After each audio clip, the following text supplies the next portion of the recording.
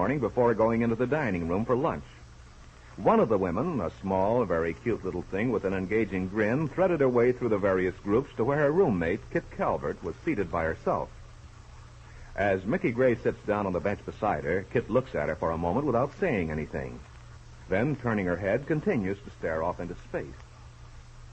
What's the matter, lovey? No luck? Didn't you see Sarah E.? Yes, I saw her. Didn't she go for the idea of your teaching charm and manners to this flotsam and jetsam? Oh, she thinks it's a grand idea. Simply grand. No wonder you look sunk. It would have been so much easier if she'd refused. You still would have impressed the right people without having to do anything about it. As it is, you'll have to pay quite a price, won't you, lovey? I'll bet Lola and Rose in your class. You're going to have fun making her over. Oh, be quiet. As a matter of fact, I bet the lifers will be your most enthusiastic students. Oh, Mickey, for the love of heaven. Don't take it so hard, lovey. You know, it may do you good at that. Besides, you probably won't have to carry on for very long. With the progress you're making with Dr. Whitney, you won't have to wait until your year is up to appear before the parole board. You'll get a hearing when they meet the next time. And with the doctor in there pitching for you... you see him again this afternoon, don't you? Yes, and it may be the last time I see him. What do you mean? Mrs. Emerson seems to think that I'm no longer in need of treatment. Oh. Did she say definitely? No. No, she just said that she'd see. But by the tone of her voice... You know, she's not a dumb woman. Oh, why couldn't she keep her nose out of this? Oh, don't take it so hard. You've probably done yourself enough good as it is. If your uncle can get you a special hearing, the doctor will... I don't care about that. You what? Oh, I care. Of course I do. But that's not the main point at the moment. Are you still playing around with that crazy idea? It's not so crazy. It's been done, hasn't it? Not so far as I know. Girls have gotten away from this place. Sure. But they've all been brought back, too, sooner or later. I don't want to escape. All I need is just a few hours. And you really think Dr. Whitney would help you? He wouldn't be any problem. If I could just see him for a few more times. Oh, Mickey, I've got to get out of here. Why don't you come out of this tailspin, Kitt? You've been in it ever since you read that item in the Wakefield paper about your boyfriend and that entertainer. What's her name? Lily Devon. Maybe there's not even anything to it. I have to find out. And what good is that going to do? Oh, you don't understand. You're quite right, Lovey. I don't understand. You're risking the chance of a lifetime just to try to see a guy. There's more to it than that. I can't lose Randy. The man must be terrific. What does he have? Oh, it isn't just that. He's important to me for another reason. And knowing you as I do, Lovey, that doesn't surprise me. And if today is the last time I get to see Dr. Whitney... Don't be a fool, Kitt. You can't possibly win. Can't I? He may be completely hypnotized. But if you even so much as hint at what you're thinking, he'll come out of his trance so fast it'll make your head spin.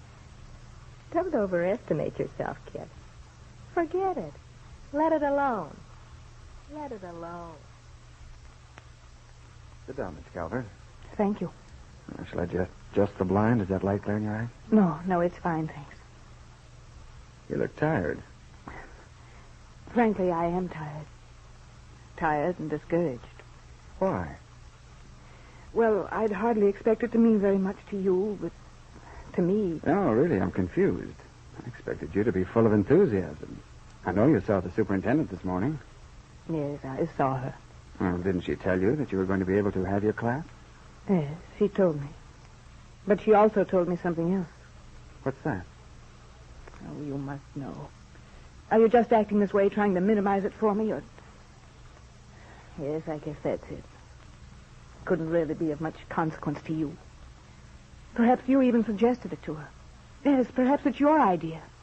And I thought... Now, wait a minute. I don't even know what you're talking about. I'm talking about the fact that this is probably the last time I'll come to your office. Mrs. Emerson said you were overworked. I guess I am. Most doctors are. But why did you let me start coming here at all if you didn't intend to continue? Why did you let it become so important to me? Nothing is going to be changed, Miss Calvert. You mean I don't have to stop coming here? No, of course not. Oh, forgive me. I'm sorry. Forgive you for what? For thinking that perhaps you didn't want to be bothered with me anymore. I suppose it's wrong, but you see, I've come so to rely upon you. I want you to trust me, Miss Calvert. But I want you to feel that you can rely on yourself. I know that. I know I must. But it's just that you... I what, Miss Calvert? Well, when I'm here, maybe I've mentioned it to you before, but for a little while I have an illusion of freedom. And on my way over here, I always feel as if I were coming to see a friend. I have a feeling somehow that if we had met under different circumstances, we would have become friends, you and I. Yes, I believe that. But we are friends, Miss Calvert. You're an official of this institution, and I'm a prisoner. That fact alone presents obvious restrictions. You know what I mean, Dr. Whitney. Of course. And then perhaps you understand a little more clearly what I mean when I say I wish I were free. I'm putting you in a difficult position, aren't I?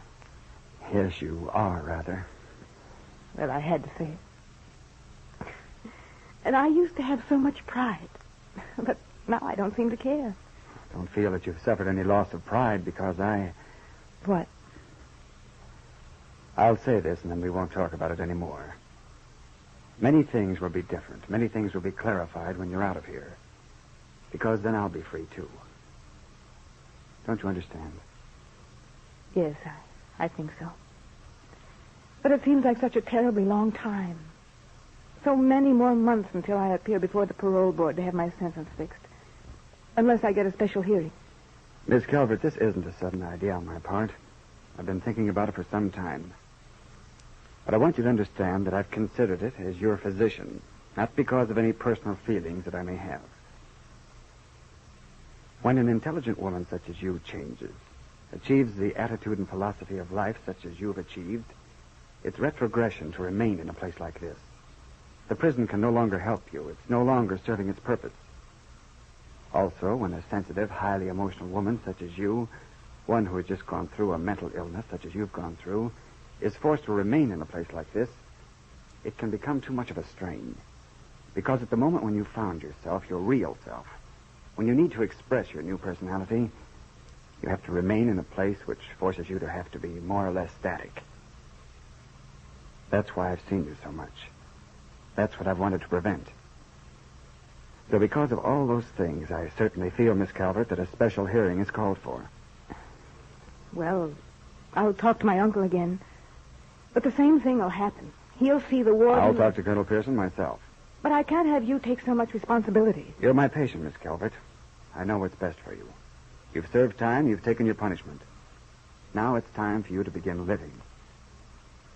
I'm telling you this because I think you may need hope. But I also have to warn you not to count on anything too much. But I do want you to know that I'll do everything I can. I'll talk to Colonel Pearson. If a special hearing is granted, you know I'll speak on your behalf to the parole board. That means in perhaps a few weeks.